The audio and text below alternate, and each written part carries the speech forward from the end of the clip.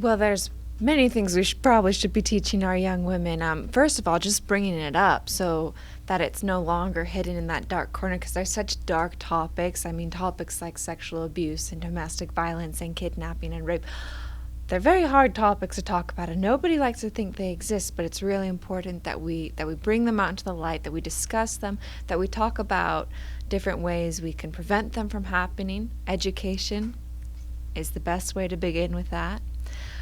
But if something does happen like that, how much more comfortable will they feel knowing that you've already talked with them about it and that you're not trying to hide it or pretend like it doesn't exist?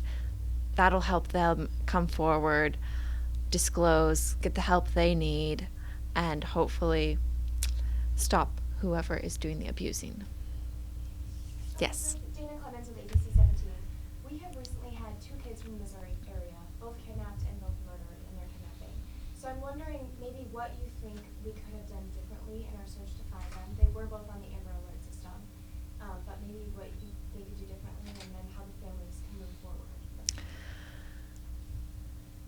I can't say what should have been done differently. I do know that the best thing we can do is prevention education so that these things never even happen. And that's something we should be approaching from all sides. So from school, from family, community organizations. I mean, just talking to our children, helping them to know that they have options, helping them to create their own plans, helping them to feel empowered. So if somebody does approach them or does try to take them, they can stand back and say, stay back. You're not my dad, or you're not my mom, or, I'm not going with you. I mean, give them that confidence and that power to say that, because what many people do not realize is that over 80% of children who do fight back, they get away. They're not kidnapped. So if we can approach this topic before it ever even comes up, we will have a much greater chance at avoiding any situation like this.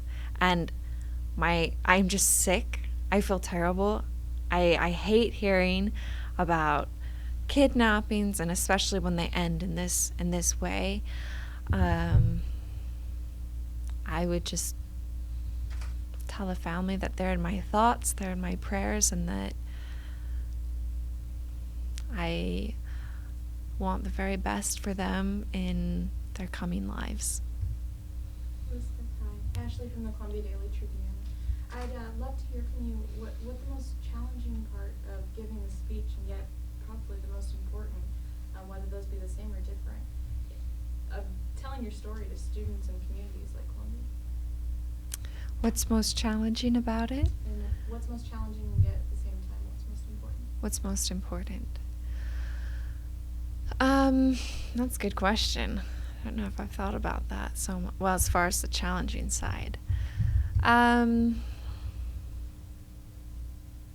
Well, what's most important to me is just that people realize that everybody struggles in life at some point. I mean, we all have our ups and downs, and, we all have those bad times, but I mean, if tragedy does occur in your life, or if you get stuck in a rut, I want them to know that that doesn't mean that your life is over. It doesn't mean that you need to stop, or that you're any less worthy or of value than you were ever before. Just, I meet so many people speaking and traveling, and that is, I think, one of the most tragic things I come across is after I'm done speaking, I'll have people approach me and say, well, I've never told anyone this before, but I was raped, or my dad's best friend abused me when I was 8 years old, or whatever. And then they go on to tell me just how it has haunted them their entire life.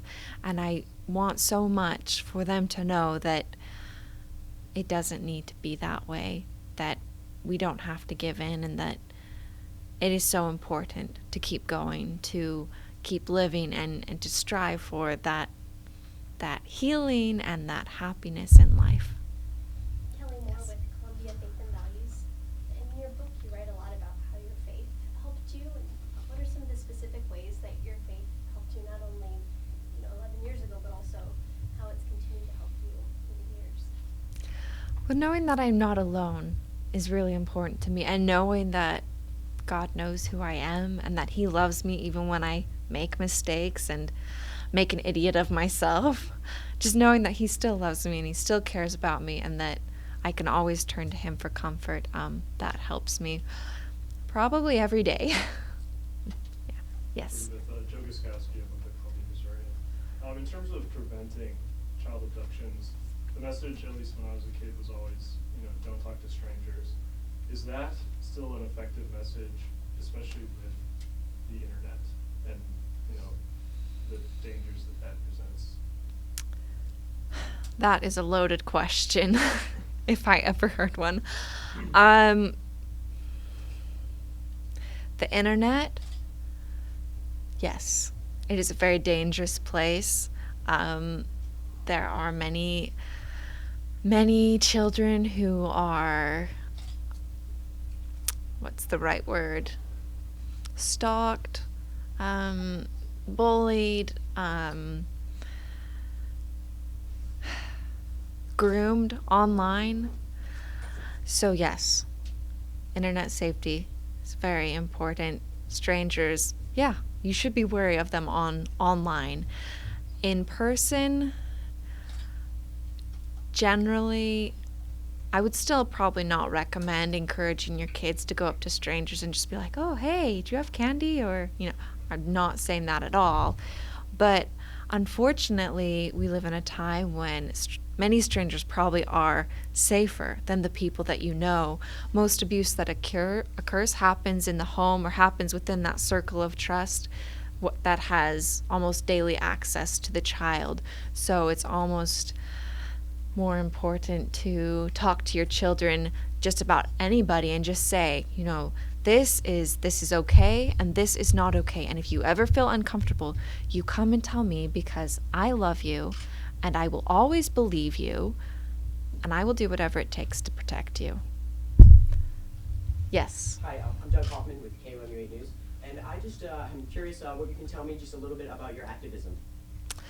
Well, this last week, the Utah legislation has been, it's been in session, so I have been up at the Capitol in Utah almost every day trying to help pass a prevention education bill that will allow schools to see the resources and to teach safety prevention to children. I mean, we're all taught what to do in a fire, stop, drop, and roll. We're taught, get under your desk or in a door frame if there's an earthquake.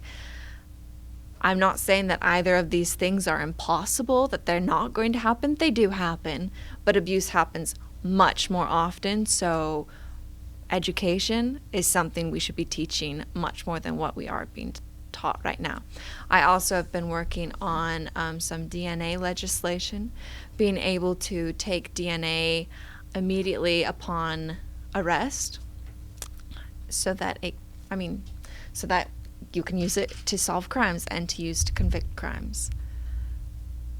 Yes. Can you talk about some of the highlights of the education that you want? Like, what would that entail? I work specifically with an organization called Rad Kids. It stands for Resisting Aggression Defensively. The whole program is very active. I don't think kids spend more than 10 minutes sitting down, actually. It's helping to build that muscle memory in so that if something did happen, they could scream or they could yell. I mean, they are practicing yelling. They're practicing kicking. They're practicing, poking people's eyes out. I mean, not on people, but, they do practice it. But everything that they're taught are based on 3 simple principles, and I'll just briefly share them with you because it's very easy for me to get going on this topic. The first one is that you're special and nobody has the right to hurt you.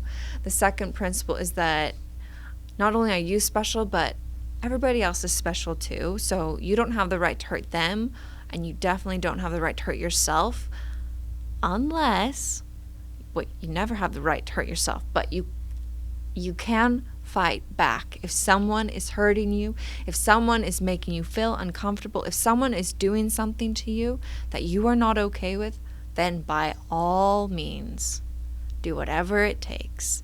And the third principle, which is, I believe, most important, is that it's not your fault and that you can tell. Okay.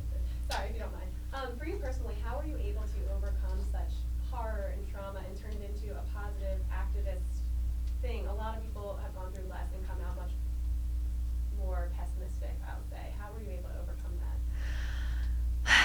I believe a number of things have helped me. My family, my faith, my communities all played a very important role.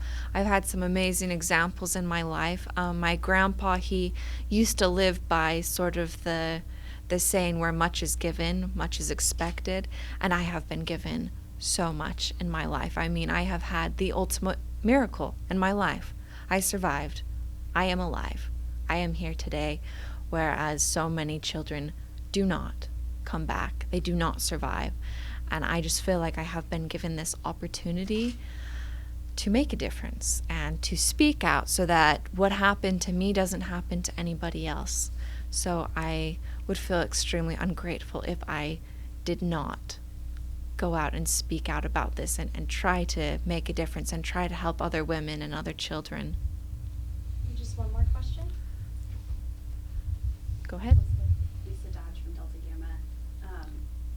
This comes from a reader. Could you share with us some of the things your parents did raising you that instilled such a strong sense of self?